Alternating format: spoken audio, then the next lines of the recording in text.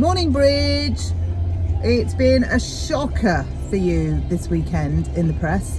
I read so many good articles. The Katherine Birbalsingh one, phenomenal.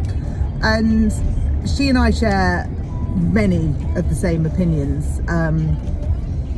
One of them is she highlights your intention to have only qualified teachers teaching kids at state school, and Katherine talks about how there's lots of people who have many talents that can be adapted to teaching, and obviously with the right qualifications and training make supreme teachers.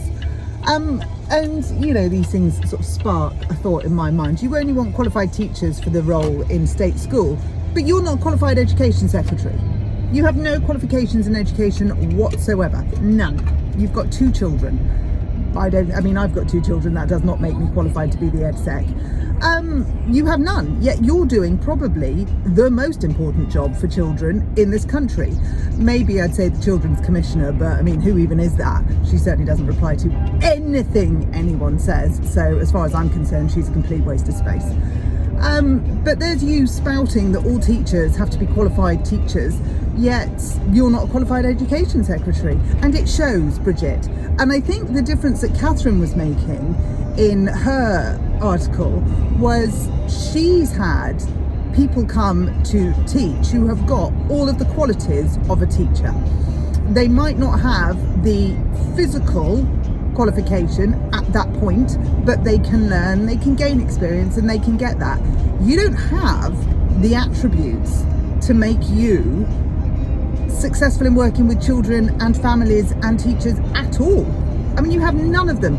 You have no listening skills whatsoever, and you are incapable of moving on. You're incapable of a growth mindset. So your mindset is Bridget Phillipson's, and you will not move on from that. And the problem with that, Bridget, is you become entrenched and then you dig yourself in a hole that's impossible to get out of. If sort of 4 or 5 months ago you'd listened to all the experts that said, Bridge, this isn't going to work, you might be able to come up with a hybrid plan, but as you've got it right now, this isn't going to work. But you didn't. You just said, yeah, well, I don't accept that. You can absorb it. You've got broad shoulders. Be damned with you. That's what you did. So now you've kind of signed your own death warrant, because you were so entrenched in the rise of Bridget Phillipson that you walked roughshod over the fall of the children in this country.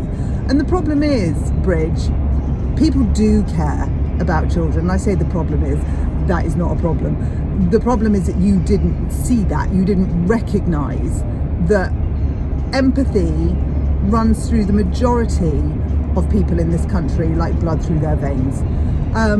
We might not all have recognised listening skills, we might not all have recognised counselling skills or, you know, vocational skills, but on the whole, if you've chosen to have children, there's a level of empathy in your body, and you display it for your own children, I have no doubt.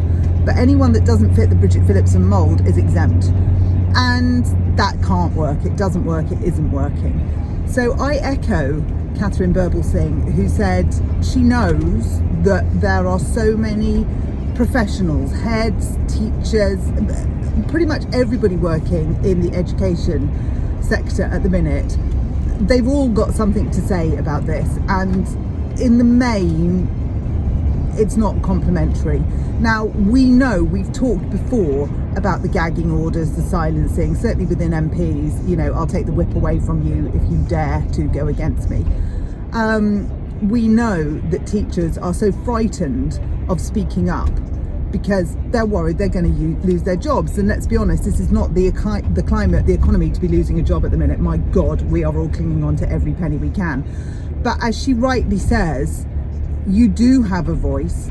Be anonymous if that's what it takes, but you need teachers, education sector, you need for the children to be writing in. Now, I can put the address in the bio of this, but I think now is not the time to be silent. And if you don't feel like you can do that with your name, I respect that, I get that. Do it anonymously.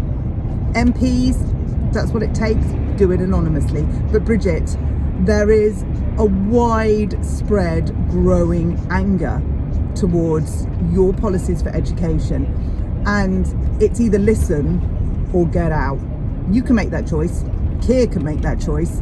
The British public will make that choice. You've got a sliver of an opportunity to do the right thing.